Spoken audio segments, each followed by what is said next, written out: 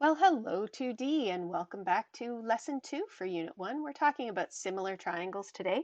So today's goal is to understand the properties of similar triangles and use them to find lengths of missing sides in pairs of similar triangles. So let's talk about what it means for triangles to be similar. When two objects are the same size and the same shape, they are called congruent. When two objects are the same shape but different sizes, they are called similar. So we're dealing with ones that are different sizes today. So let's take a look at these two triangles. Okay. And I just want to show you that what makes the triangles the same shape is the fact that they have equal angles. The angles depict the shape of any kind of object. And so I'm just going to take this small triangle. These two are similar triangles. And I'm going to show you that the angles all line up. So if I'm going to take this triangle and show you that look at this big angle in the bottom. It lines up between the two. And now I'm going to line up the Q with the A. So I'll take another one and I'll line up the Q with the A. And then let's take another one here and I'll line up the S with the C. And so I'll line up the S with the C. And you can see that we have something very interesting going on here, because if I take one more triangle and I flip it around, that it's going to fit right in here. So we have a couple things that happen here. Now, similar triangles don't have to all be exactly double the side length, but this one, this pair that I have here is that you can see that this, if we let this be one side length, then the two of those sides fit across the bottom here.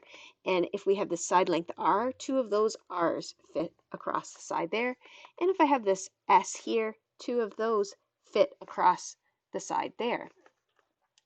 So when you have similar triangles, not only are all the angles the same, which I showed you there, but one is just a multiple of the other. And in this case, the multiple is 2. If I take this triangle and I multiply each side length by 2, I get this triangle.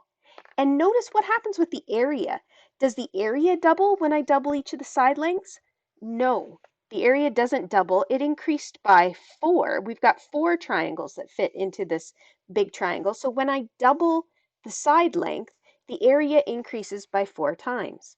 Now, that is not a coincidence. When you double the side, so whatever you do to the side, the area increases by that squared. So if I double the side, my area increases by 4. If I were to triple the side, then my area would increase by 9 times. So if I wanted to start, I could keep going with this. I could put another triangle here, and another triangle up here, and another triangle in here. And then you could see that now I've tripled the side length. So this one is 3, 3, and 3 along there. And let's count. 1, 2, 3, 4, 5, 6, 7, 8, 9. 9 times the number of triangles in this big one as we had before. So that just shows you the relationship between similar triangles. Now, the way we're going to write that down and the way we're going to use it looks something like this. First of all, you have to remember that, and let's get rid of some of these triangles here. You have to remember that when you label a triangle, we label the angles with capital letters and the sides with small letters. And we don't just do them willy-nilly.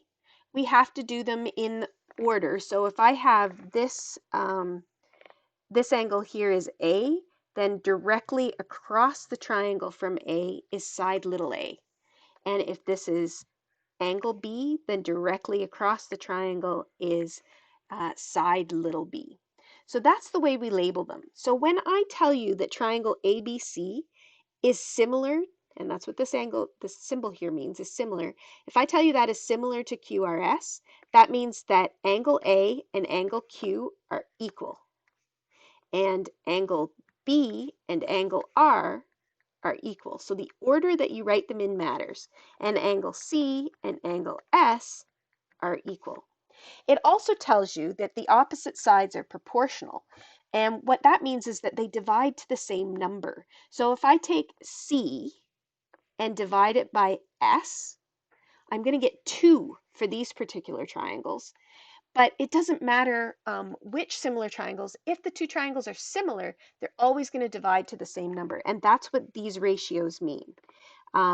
A divided by Q, so same as the angles, A divided by Q is going to divide to the same number as B divided by R is going to divide to the same number as C divided by S. And one more little thing that you need to know is that, as we saw, if you increase the side lengths, so whatever the side lengths multiple is, then the area gets squared for that. So we can just take what those two things divided by and square them, and we'll get what the area divides by. So we're going to do a few examples like that. So this first one here is just testing us to see if we know how to mark equal angles. So it says if triangle A, B, and C is similar to triangle QRS, mark the equal angles and set up ratios to find the missing sides. So here's how we mark the equal angles. We know that A must be equal to Q. If they tell us that those two are similar, that means that A and Q must be the same. And the next letter is B and the next letter is R, so that means that B and R must be the same thing. And lastly, C and S are in the same order here, so that means that C and S have to be the same triangle or the same angle as well. So if I'm going to set up the ratios to figure out what these sides divide to, we have a little bit of a problem because they don't all have numbers. Like this one has a missing letter, and this one has a letter, which is a missing number, and this one has a missing number. So we're going to set up those sides, and here's the way I'm going to suggest it. The first thing I'm going to suggest you do is pick a triangle, and it doesn't matter which one of these are that you pick. I'm going to pick the big one, and I'm just going to write down those three side lengths. So 10, 16, and A. Now those are going to be the numerators of those ratios that we talked about. Now, I have to make sure that the denominators go with them. So this is where marking the equal angles comes in handy because it's a little bit easier to see. So I'm going to go to 10, and I see that 10 is across from this double mark. And so if I find the double mark in this triangle and go across from it, I have R. So R must be what corresponds with 10. Same thing with 16. If I go to 16 and I see that across from the 16 is the O, if I go the O in the other one, across from that is 5. And then for A in this triangle was across from this X. So if I go to X in this triangle and I go across from it, I get 8. So there are my ratios to figure out what the three sides divide to. And what we have to do is solve those ratios. Now when we solve the ratios, the two things that are missing are the R and the A. So I have to find the R and I have to find the A. And what we have to do is split this up into two different ratios. This thing is going to be handy both times because it has just numbers on it. So it has no unknowns. So I am going to have to use it to figure out what my unknowns actually are. And the reason why we reviewed solving proportions yesterday is because we have to solve proportions today. And so let's do this by cross multiplication. So 16 times R is going to give us 16R, and 10 times 5 is 50. And if we look at the other one, we get A times 5, so we have 5A. And then 16 times 8 going the other direction is 128. Now remember, to get R by itself and to get A by itself, we have to divide by the number that's in front of it. And if you divide that side by that number, you have to divide the other side by that number as well. And so what we end up getting is this canceling out on this side. So we have R equals, and we can leave that as 50 over 16. We can leave that as a ratio. That's not in lowest terms, though. It would reduce to 25 over 8. Or you can write that as 3.125 as a decimal. And over here, if I'm going to leave it as a fraction, it would be 128 over 5. That does not reduce at all because there's nothing that goes, 5 is a prime number, so there's nothing that goes into both of those. But if I divide, I get 25.6. And did we have, I don't think we had, nope, we didn't have any units on that one. They were just numbers. So we don't have any units to put here. If they had given us units, we put them there. And I probably didn't need to use the approximately here because those actually come out to whole numbers. So I'm going to take this off. That little dot that I put there stood for approximately. And you do that when you round something, but we didn't round. We put out the whole number. So I'm not going to put the dots above it. So let's go to the next question. This says, if triangle ABC is similar to triangle QRS, what is the ratio of the areas of the two triangles? Well, what we said before, and these are the same two triangles that we did before. So if we look back here, 16 over 5 was the ratio that we found. That's the whole ratio, 16 over 5.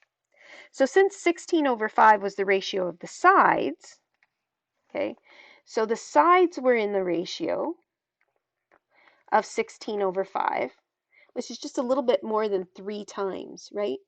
If I'd actually did that division, it's 3 point something, which means that this triangle is a little bit more than 3 times the size of this triangle. Now the areas have to be that squared. So the areas are going to be 16 squared over 5 squared, which is the same as 256 over 5 times 5 is 25. So there's the ratio of the areas. We just have to square the ratio of the sides. And now to figure it out, 256 to 25, this is the big triangle. So they told us, if we look up here, they told us ABC, and ABC is the big triangle. This is triangle ABC. They told us that this is 28.3 units squared. And what we want is to find this one here. So we just have to fill in that ratio.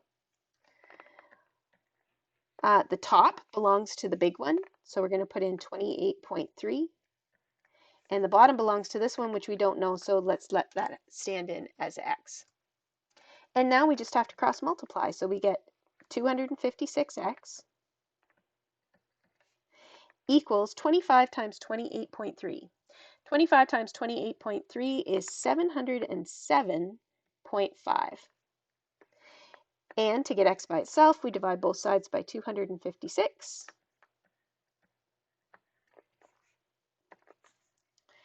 And we get our final value for x as being 2.8. Now we are rounding this time, so we need a dot above the equal sign because we are rounding, and this is in units squared. And that, I believe, is that for similar triangles. Give the homework a try.